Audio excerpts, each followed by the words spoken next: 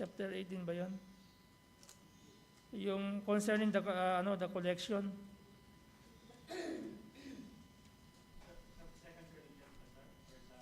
First Corinthians yata. Chapter 15. Yeah. Why did Paul said in 1 Corinthians chapter 16, 1 Corinthians chapter 16, please read, can you please read it? Chapter 16 verse 1. Now concerning the collection for the saints, as I have given order to the churches of Galatia, even so do ye. Upon the first day of the week, let every one of you lay by him in store, as God hath prospered him, that there be no gatherings when I come. And when I come, whomsoever ye shall approve by your letters, them will I send to bring your liberality unto Jerusalem. And if it be meet that I go also, they shall go with me. Okay, thank you very much. Why did Paul telling to church in Corinth yung readiness? Bakit ready? Because we don't want that when we go to church, we are not ready to give our offering. Actually, the letter is already informed them concerning the collection, meaning they will just lay in the church whatever they prepare in their house, not in the church. Like, halimbawa, like if Brother Sandro has a need. So we are ready. Just like I already explained to you, that's why we tend to ready our stewardship or our stewardship in order that if there is any needs or emergency needs, we are the church is ready to distribute the needs according to their needs. Okay? So Paul is informing them in verse 11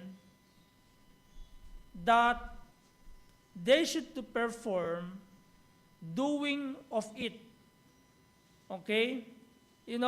Again, for your, as I told last week, the grace of God is already bestowed unto us. But to perform the grace of God, some of us is lack of performing the grace of God. Look at your Bible. That's why Paul said, now therefore, perform the doing of it. Okay? Because in verse number 1, 6, and 7, Paul mentioned that the church in Macedonia, they give with all their capacity by the grace of God. Verse number 1, verse 6, he also mentioned, so he would also finish in you the same grace also.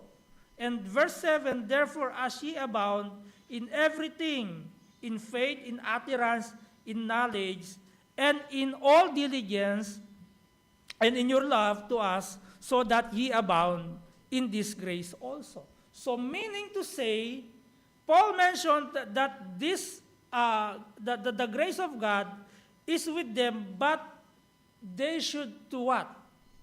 To perform the grace of God.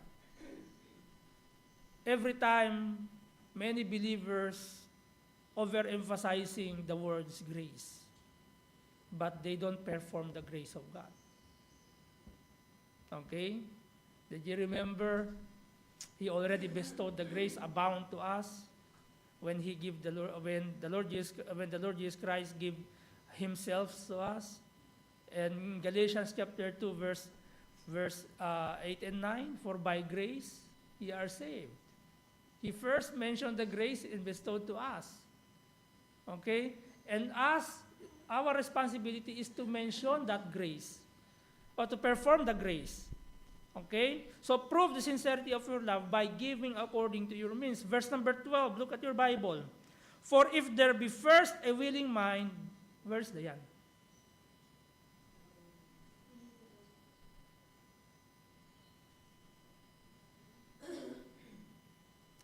Okay.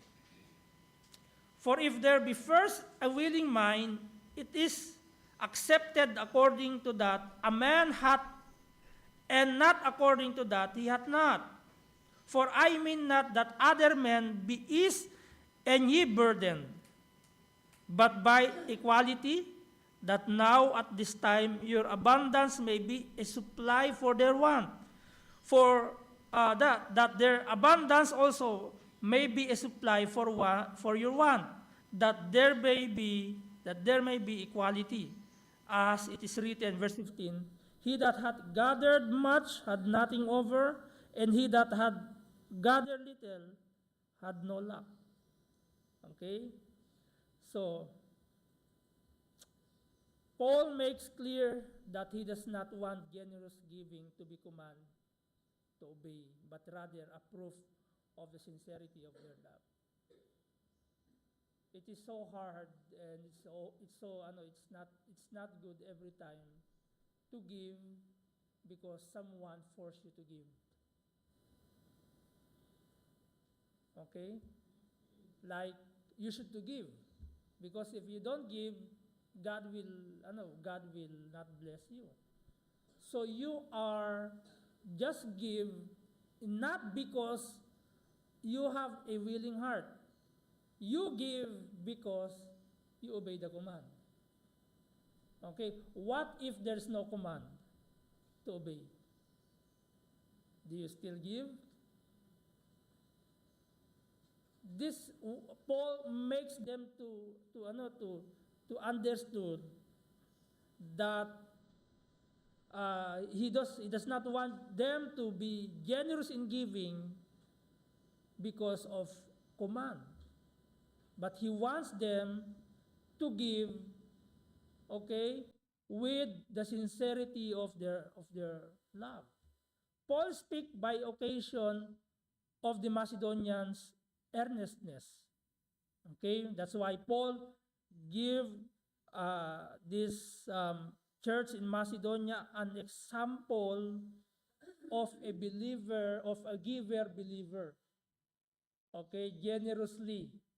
And one of the church in Macedonia is a good example in faith is what? Which church? How many churches in Macedonia he mentioned in the Bible? Philippi, Berea, and what?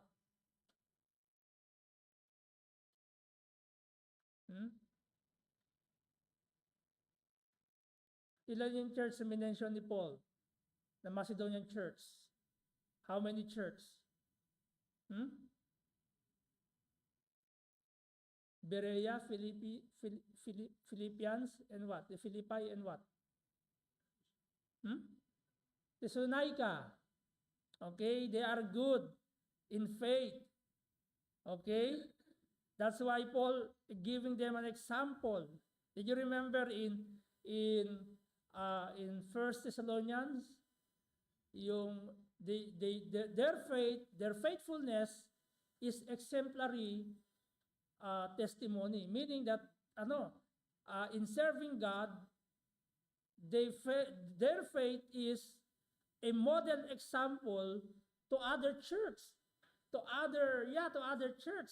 Again, not all the church is a giver church, is a generous church. Okay? If all the churches is a generous, why did Paul write a letter to Church of Corinth? Church in Corinth, they are in verse 7. They have everything. They have faith. Yes, there's no wrong. You are faith. You have that faith. You have the utterance. They have the utterance. They have knowledge, knowledgeable, and in all diligence and in your love to us. See that ye abound in this grace also. Meaning that if they have everything, why Paul need to send a letter to them? Why Paul did inform them that this thing you do? Okay? So, this is by occasion, Paul give an example, the Macedonians' earnestness.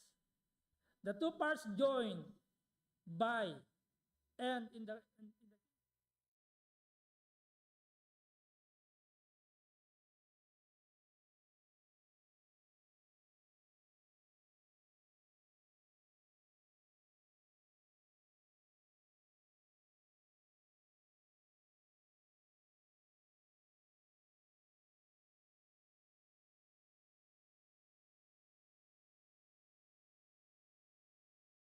by God's grace? This is a question. Why should we prove the sincerity of our love by generously giving by God's grace? Because we want to perform God's grace. Okay? Not because we are commanded to do. My responsibility as a pastor is to encourage you, not to force you to do it. Okay? My prayer is that every time in prayer meeting, my prayer there is that, brethren, to be faithful, first in God's word, in prayer time, and in stewardship. Because if these three major will perform by the believer, then the church will grow and become exemplary testimony. Okay? That's the desires of every pastor. That the church will be faithful first to God and His Word. Second, in their prayer time. Okay, napakalaga yung prayers. And then in their stewardship. So why should we prove our sincerity of love by generously giving by God's grace? Because that is what Jesus did in verse number 9. Okay, ano bang ginawa ni Jesus dyan sa verse number 9? Can you please read it, verse number 9, Brother Binon? Verse number 9.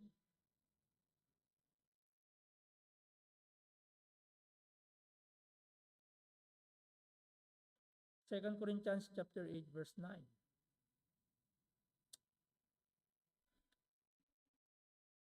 Could you please read it and please stand up?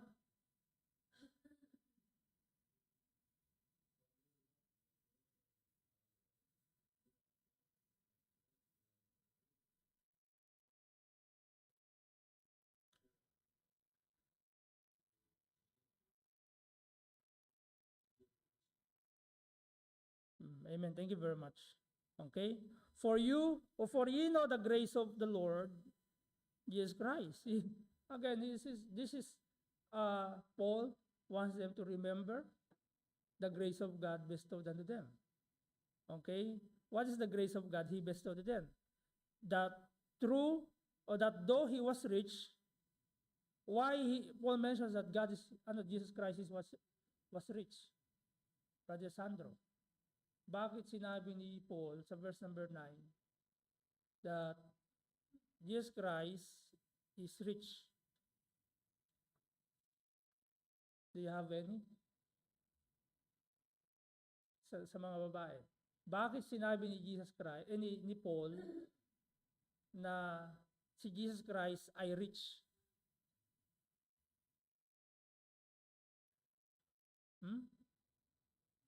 Kasi dito the question I raised a while ago is that why should we prove the sincerity of my love by generously giving by God's grace? The answer is that because that is what Jesus did. And according to verse number 9, Jesus showed His love by becoming poor for us by His grace. Why did Paul mention in this verse that Christ is rich? O mga babae, this is Sunday school. Bakit sinabi ni Paul na si Jesus Christ ay rich?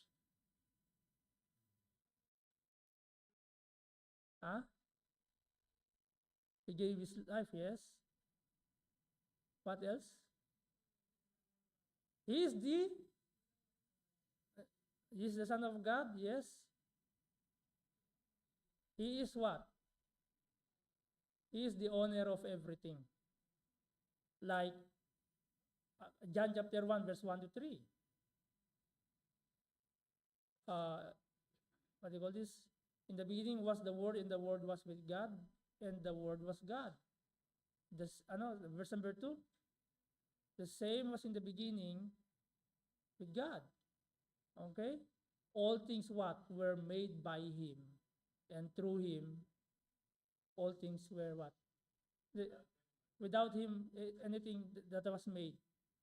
Okay? And in Colossians chapter 1, verse 16 yata yun, or 17. But that through Christ, everything, what? Consists. Meaning that He is already rich, but because of His grace, He became poor just to reach us. That's why, in giving, it should not be every time how long we've been a believer, and until now we are living in a way that we need always a command. We are not living by grace. Okay? Living by grace is that you initiate yourself because you already give yourself. Okay? And everything that there is a need, you want to become a part of that needs. Why this Corinthian believer need to be informed, or to be informed that things that is that what do you call this, that in the thing that God's bestowed the grace to them to be performed. Hindi ito pinagbabasihan. This is not based on on their state, because they are rich, because they are knowledgeable, because they are what do you call this, they are able to do it. No, it should be by God's grace. Wala sa ating, kahit isa sa atin dito, na magbibigay dahil sinasabi natin kaya natin magbigay, kundi dahil sa biyaya ng Diyos. Okay? Kahit na isa sa atin, even though some of you have a what you call this, a good heart, that is not a base. Kasi binanggit niyo dyan, and in your love to us, see that the last phrase, that ye abound, in verse number 7, in this grace also. So, hindi ibig sabihin, ulitin natin, that you are rich, you are poor. Actually, dinaig pa nga ng poor dito yung yung rich yung church sa Macedonia, hindi katulad ng church sa Corinth. They are rich, pero nakakapagbigay sila. Amen? Nakakapagbigay sila ayon doon sa biyaya ng Diyos. Hindi rin basihan dito na may problema sila. Okay? Hindi rin basihan dito na they are afflicted. One of that, yung church sa Thessalonica, they were afflicted, but they give. Amen? So, we should to practice, not just to pray that God will increase our faith. Actually, you have that faith, mag-i-increase yung faith mo if you, di ba, laging naririnig, increase our faith. That's not the proper way to ask God to increase your faith. You are responsible to increase your faith, not God. Okay? Every time, that's why, did God, when Peter says, Lord, increase our faith, did God says, oh, I will increase your faith? No. He mentioned in that 4 gospel that they should do what? To perform their faith. So faith will increase. To practice their faith. How can we practice our faith? By what? By reading the Bible. By doing His will. You will increase. You will grow. Actually, we will grow. Okay? Not to kasi minsan, yun ang misconception ng maraming Kristiyano. We are praying to increase our faith. Actually, that's not we should to do our responsibility that we may grow in His grace. Okay? That we may, kasi, if you don't, even though you are praying to increase your faith, and if you don't read your Bible, and if you don't pray, and if you don't share the gospel, you will not become faithful. You will not grow faithfully. Why? Because we don't perform it. Diba? Amen? So, yun po yun. So, verse number 9, Jesus showed His love by becoming poor for us by His grace. Remember, everything we have is because of Jesus Christ. Lahat ng bagay na meron tayo, buhay mo, lahat, pamilya mo, yung trabaho mo, yung kung ano man meron ka ngayon, that is because of the Lord Jesus Christ. Because He owns everything. Kaya kahit na 24 hours tayo maglingkod, is not enough. It's not enough. Why? Compared to the things that God bestowed to you, what is the eternal life? Okay? Everything here in this world is just a temporary. But, okay? But, because of His grace bestowed to us, He became poor for our sake, okay? Though He was rich. So Christ's incarnation was not just His becoming materially poor. It was also living heavenly glory for earthly existence. Jesus became poor for us so that we might be rich. Though His poverty does not necessarily mean by means of His being poor. Okay? But rather, as a consequence of His becoming poor. True riches are spiritual blessings. That's the thing that we should to understand. Yung true riches are spiritual blessings. Minsan, inisip natin yung material, tama?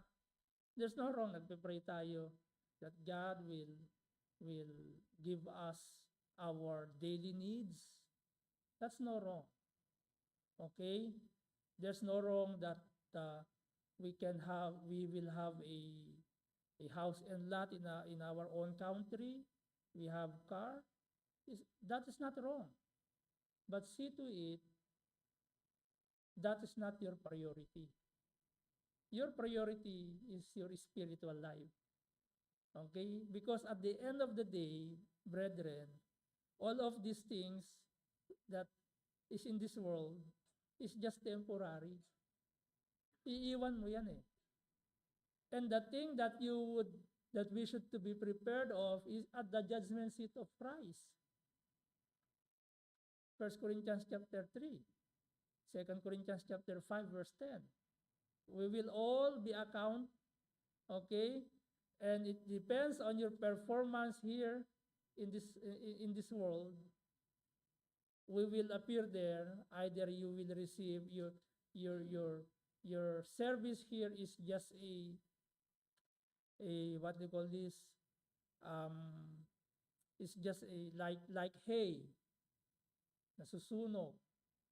Okay, like wood. nasusunog. Okay? Yung gold natutunaw. So, ibig sabihin, hindi totoo. So, nandun yung qualification and disqualification. So, you are disqualified for the reward or you are qualified for the reward. So, what is your aim? True riches are spiritual blessings. It is best for us to finish doing what we first desired. Verse 10 to 11. Pakibasa ng mga babae. Verse 10 to 11. Sister Lizelle, pakibasa. Verse 10 to 11.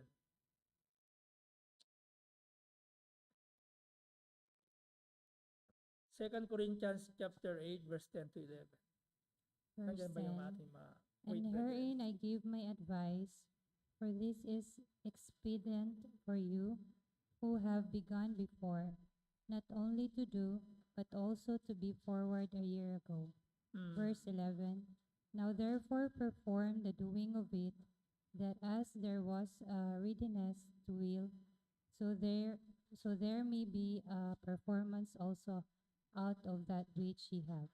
Amen. Praise the Lord. Thank you very much. Okay? So it is best for us to finish doing what we first desired. Did you experience or did you observe someone or did you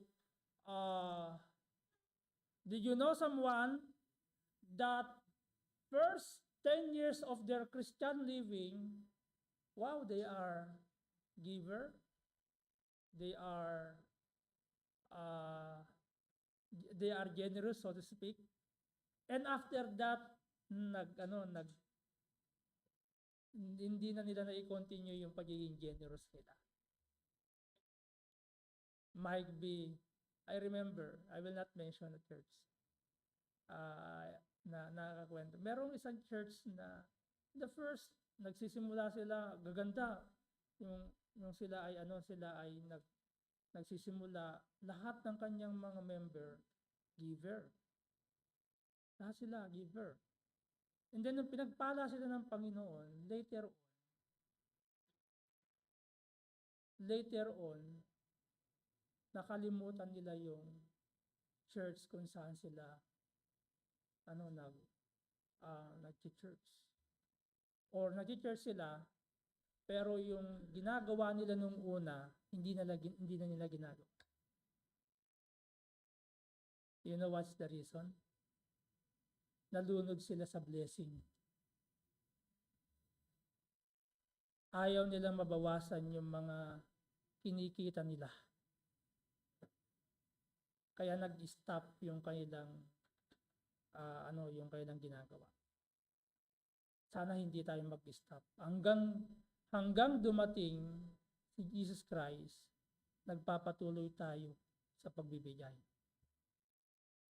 And yung purpose ng ating pagbibigay is not just for the needs of the church. It is also, we want to be part for the needs of others, of other church. Like every time someone we know, they are asking a help because their church is totally broken and need to be repaired. Okay, and someone like recently in the place of one state in Cebu, they have a bad experience because of typhoon. They need the help, so we want to be part of their needs. Okay? So, that's the purpose why we need to prepare our hearts, because ang Panginoong Jesucristo, ibinigay niya na yung kanyang sarili. Sino ba nakinabang?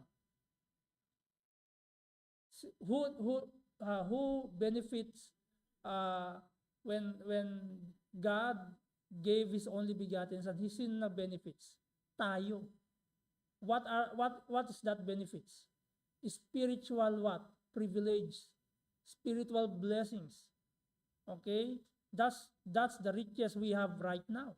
Not the riches you you think, okay? Because some of you think riches meaning that you have uh, uh, 10, 10 hectares of land, and you have uh, um, 10 stories of building.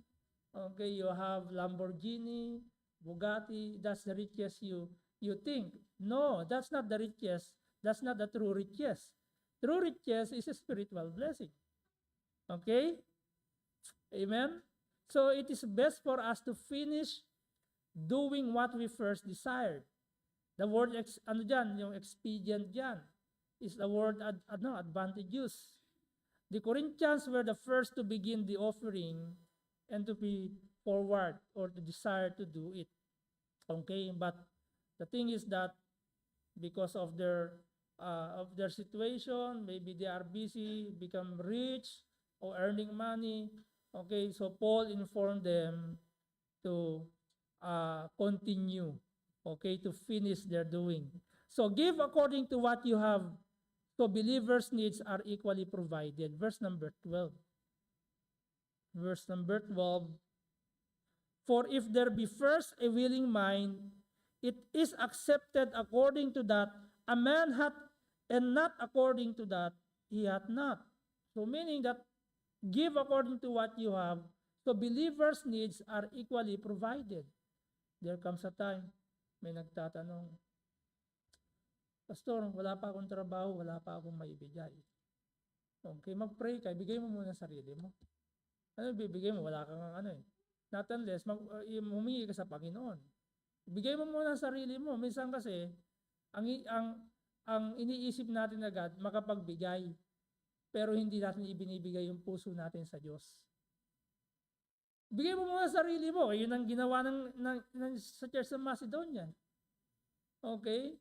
Eh kung wala kang ibigay, kung anong meron ka sa bahay nyo, baka may gold dyan, ibigay mo yung gold mo. Diba? Meron kang relo na G-Shock. Mahal yun, diba? Ano ba? Rolex. Ano ba? Yung mga mamahaling na bigay mo. I-offer mo. Di ba? Wala kang may offer, di ba?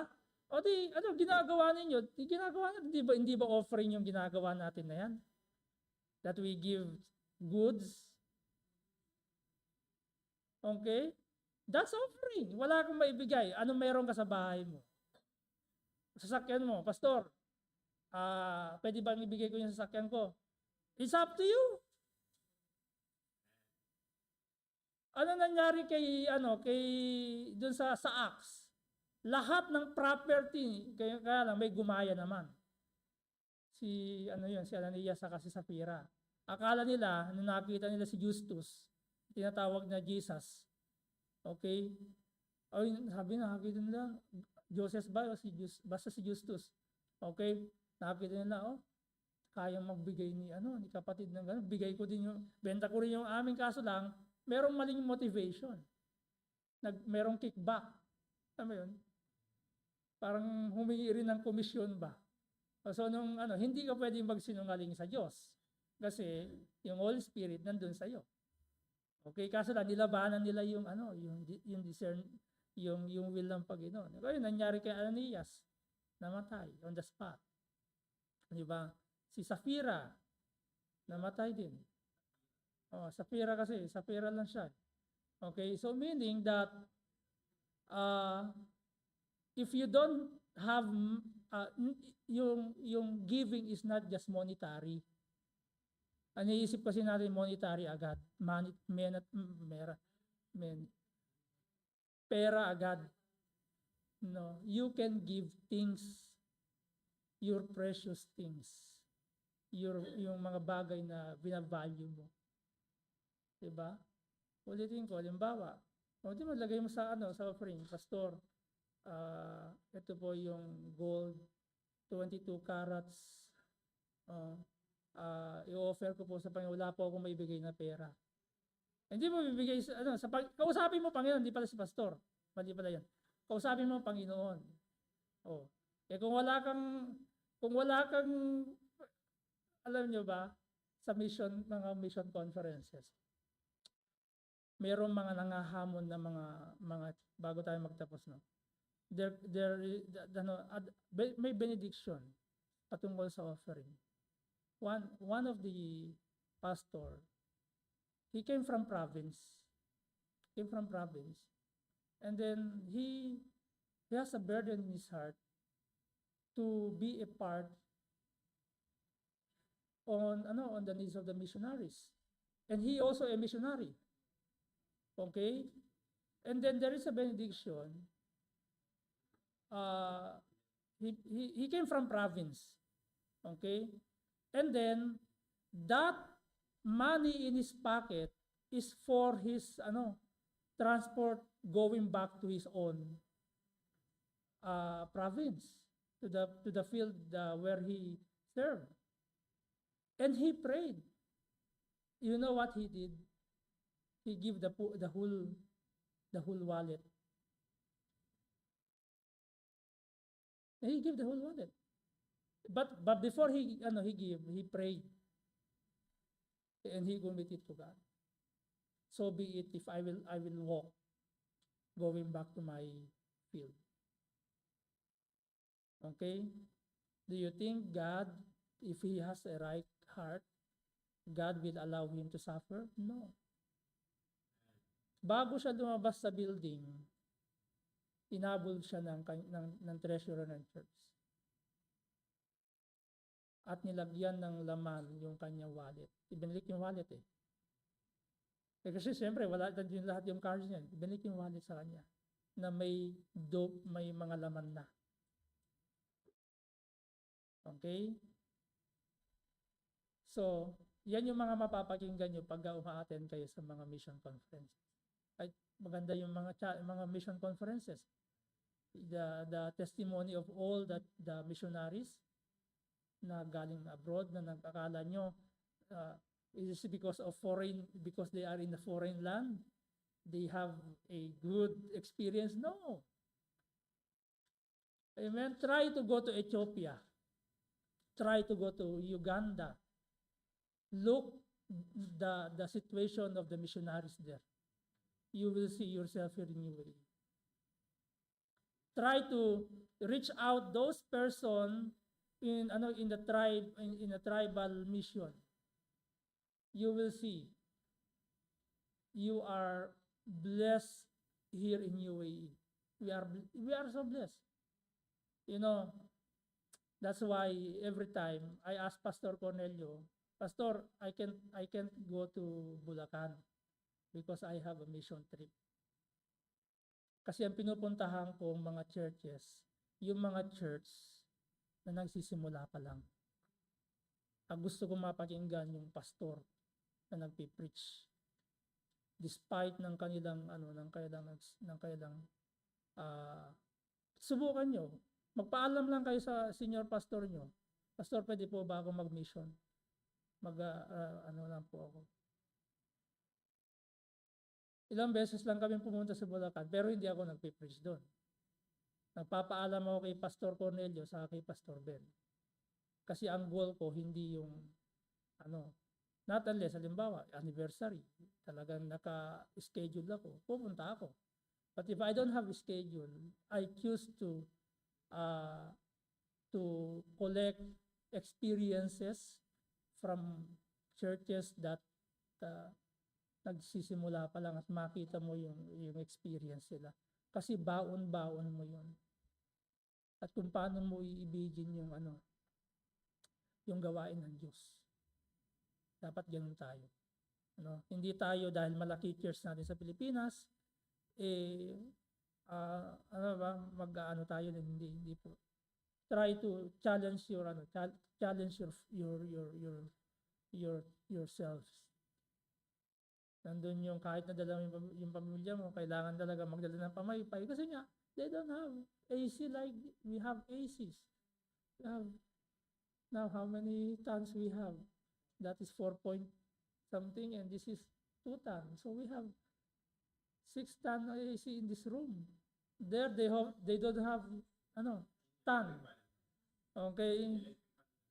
There's no electric fan as well. And if if the area is like there is a lot of what do you call this, trees, mosquitoes are there, and di ba, you have a kagat of mosquitoes in your face. Okay, akala mo, di ba, na nagkaroon ka ng ano nangyari sa mukha ko, nagbukol-bukol na yung mukha mo, di ba? But that is that experience. And you will have that baon because you see how God is faithful to that. Diba? That's why you should to support the missionaries. Okay? So, yun po yung ating gagawin. It will end up there. I hope that I can complete by next Friday, or next Sunday, so to speak. Okay? And next Tuesday, before we pray, November 11, we will have a joint service with Dubai. That is prayer meeting, but because of we have a missionary to Nepal, nandito siya sa UAE ngayon, si missionary boy Manrique, supposed to be dito, but first time kasi ni Brother Marco mag-host ng mga ganon. So we will go to Dubai next Tuesday, yes. Doon tayo magsi-service, and we will support Brother Marco kung paano siya para ma-experience niya yung pag-host. At ang start naman doon ay 8 p.m. So makakasama kayo lahat. I hope supportahan po natin. And the coming events, we have 2 more visiting pastors. One from USA, one from Vietnam. So let's support, let's invite, and see to it. I will give you, if you want to give for those missionaries, we have, diba, Pastor, gusto ko po magkaroon, aside from the church, if you have the love in your heart, you can give. Okay, just put for pastor blah blah blah. Oh, diba? This is your love. Or else, limbawa, you want to buy him to buy for their wives a thing that is diba? Limbawa, gusto mong bilhan ng gold. You buy gold and put it in the offering. This is for mom or pastor's wife, like blah blah blah. Okay, so there's no wrong. That's period. Diba, gusto niyo magbigay ng gifts, either money or goods, pwede nilagyan. Okay, para iwasan natin yung let's have an offering for missionary blah blah blah. This offering is only for him. Hindi natin ipinang-offering yung missionary in front of him. Nakakahiya, nakakaawa siya. Okay, we are not begging for because he should not to be begged. Because yung pagkatawag sa kanya is a high calling. Okay, we should to support whatever they needs. Okay, ayaw natin practicein yung ganun. Okay, so be ready. Halimbawa sa Tuesday, we will go there if you want to give, or else put in the envelope, just mention specific name for missionary boy Manrique. Diba, nagbigay ka ng 5 dirham, makolektahin natin, bigay natin sa kanya. Aside sa support na galing sa church sa kanya. Okay? So let's all stand up. Let's end it there. Let's have a short break. We will start our worship service at 10:30. Okay? Don't be late. Exactly, we will start. I hope that that those brethren who have part in the program, please be ready. Okay? Prepare yourselves, pray, and with a right heart. Okay, let's pray. Panginoon, salamat po once again for this opportunity you have given to us as we continue studying thy words, especially pertaining to giving for the needs of the ministry. Lord, we pray that you would help us first if we still offended from this teaching. Lord, help us, our heart, help us to give first our heart, Lord, so then everything we can give, we can be a part of the need of the church, O Lord, and also we can give generously, O God, not because of our situation. Lord, continue to teach us to perform your grace because you already bestowed the grace to us, O Lord. Also, we pray for the food that we are going to eat. May you bless the food and the coffee and the hands that prepared it, O God. In Christ's name I pray. Amen. Let's have a short break. Again, those who have part in the program, please be ready. Okay, before, okay.